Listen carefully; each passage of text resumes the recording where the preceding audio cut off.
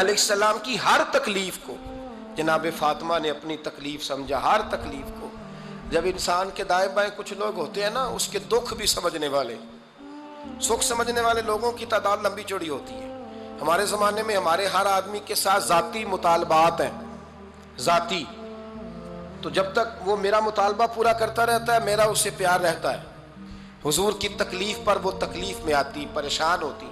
یہاں سے بات چلی، 4-5 سال عمر مبارک تھی۔ حضرت فاطمہ کی کل عمر 29 سال ہوئی ہے۔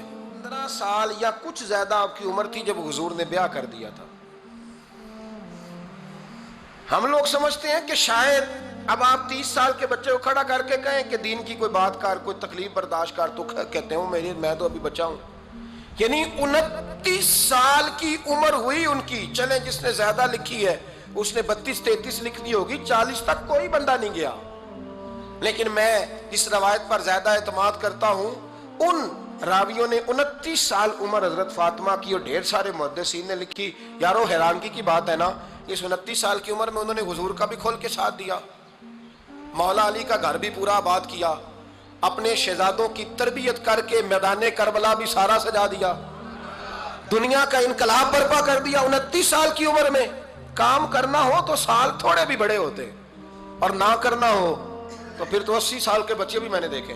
آؤ میں بتاؤں میرے مصطفیٰ کی بیٹی کیا کرتی تھی۔ میں نے سینکڑوں دفعہ یہ بات کی اور میرا دل کرتا ہے روزانہ کروں، پھر کرتا ہوں۔ دنیا میں کوئی اتنا غریب ہے جس کی بیٹی اتنا کام کرے کہ ہاتھوں پہ چھالے پڑ جائیں؟ ہے کوئی اتنا غریب تو اٹھ کے بتائے کہ میری بیٹی سسرال میں اتنا کام کرتی ہے کہ چھالے پڑ جاتے ہیں؟ میں دکھاتا ہوں، میرے رسول کی شہزادی کو چھالے پڑ جاتے۔ کچا مکان، جناب فاطمہ جناب فضا آپ کی لونڈی تھی، ان سے مٹی منگاتی اور گھر میں لیپا پوتی کرتی، پھر جھاڑو دیتی۔ امام حسن اور حسین کے درمیان پورے سال کا فرق نہیں، 11 مہینے کا فرق، دونوں بچوں کو سنبھالتی۔ جناب علی کی والدہ حضرت فاطمہ بنت اسد بوڑھی تھی، جناب فاطمہ وہ کھول کے نوکری کرتی کہ حضرت فاطمہ بول پڑتی، حضرت فاطمہ بنت اسد بول پڑتی، کہتی بیٹے فاطمہ میرا اتنا نہ خیال رکھا کر، تیرے اپنے بھی بچے ہیں۔ جناب فاطمہ فرماتی آپ صرف علی کی ماں تو نہیں نا، آپ میری بھی تو ماں ہے نا۔ یہاں بیبیاں فلسفہ بیان کرتی ہیں، وہ کہتی ہیں جی کس حدیث میں آیا ہے ساس سسر کی خدمت فرض ہے؟ میں نے کہا کسی میں بھی نہیں آیا۔ ہم کیا کہہ رہے ہیں؟ کسی میں بھی نہیں آیا، لیکن یہ تو آیا ہے نا کہ شوہر راضی ہو تو اللہ راضی رہتا ہے۔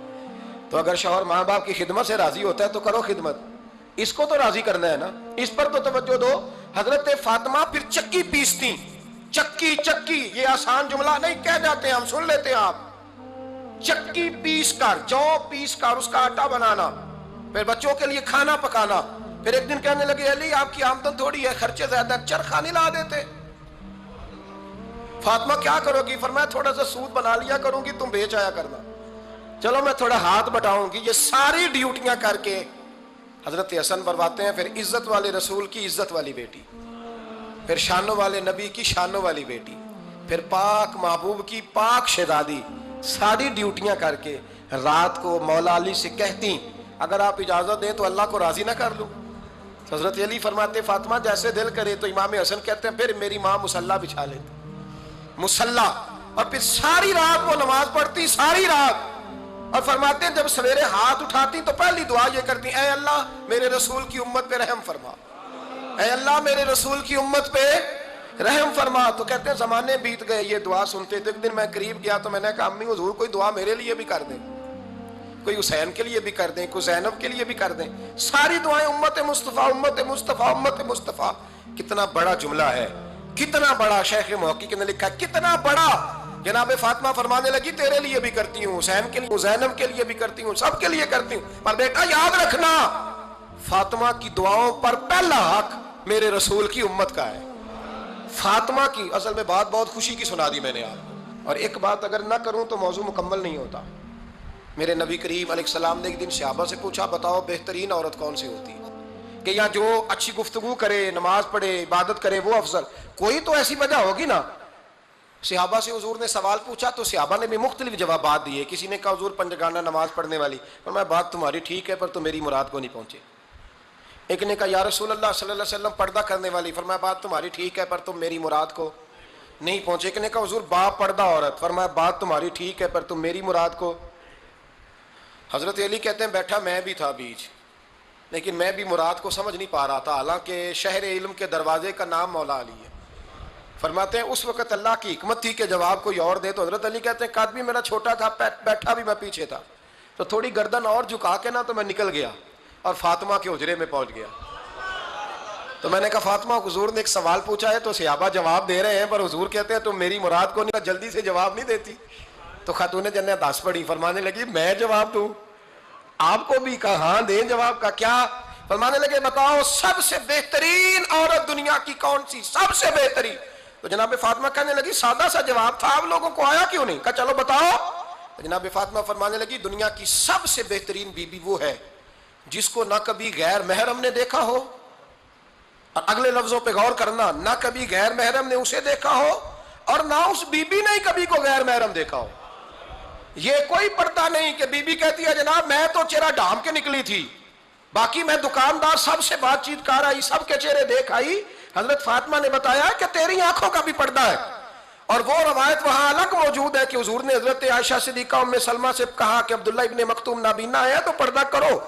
تو یہ نابینا اس سے پہلے سیرت نگاروں نے لکھا ہے کہ ایک دن یہ اس سے پہلے حضرت فاطمہ کے گھر چلے گئے حضور کے ساتھ، تو نبی کریم علیہ السلام نے جب ان کو لے کے حضور داخل ہوئے تو جناب فاطمہ نے آنکھیں جھکا لی، پردہ کر لیا۔ تو حضور نے فرمایا بیٹی وہ تو نابینا ہے، تو عرض کرنے لگی حضور مجھے تو نظر آ رہا ہے نا۔ یعنی حضور نے جو ازواج کو کہا وہ بات کی، جناب فاطمہ کا جو انداز ہے وہ نرالا ہے۔ تو حضرت علی کہتے ہیں جناب فاطمہ نے جواب دیا کہ بہترین عورت وہ جسے نہ کبھی غیر محرم دیکھا ہو اور نہ غیر محرم نے کبھی، وہ بی بی نے بھی کبھی غیر محرم بندہ نہ دیکھا ہو، دیکھا ہی نہ ہو اس نے۔ یہ پوائنٹ ذرا مشکل ہے، سمجھنے والا ہے۔ تو حضرت علی کہتے ہیں میں وہاں سے گردن جھکائی اور بیچ آ کے بیٹھ گیا، بات ابھی جاری تھی۔ حضور نے فرمایا آتا ہے کسی کو جواب؟ تو کہتے ہیں میں نے ہاتھ کھڑا کیا، میں نے کو حضور آتا ہے؟ تو حضور مسکرا پڑے، فرمایا چل بتا۔ میں نے عرض کی حضور بہترین عورت وہ ہے کہ نہ کبھی اسے غیر محرم نے دیکھا ہو نہ اس نے کبھی غیر محرم دیکھا ہو۔ تو حضرت علی کہتے ہیں شاباش مجھے ملنی چاہیے تھی نا۔ حضور مسکرا پڑے، کہنے لگے میں نے تو پہلے کہا ہے فاطمہ تو بدعت منی، فاطمہ میرے جگر کا ٹکڑا ہے، میں نے تو بڑا پہلے کہہ دیا ہے۔ تو کہتے ہیں صحابہ میری طرف دیکھنے لگے کہ یہ تو تعریف فاطمہ کی ہونے لگ گئی ہے۔ تو میں نے کہا کیا کریں؟ اس محبوب کو بتایا ہے جس کے لیے اللہ نے کوئی پردہ رکھا ہی نہیں، سارے پردے کھول دیے۔ حضرت فاطمہ کے وصال کا وقت آیا،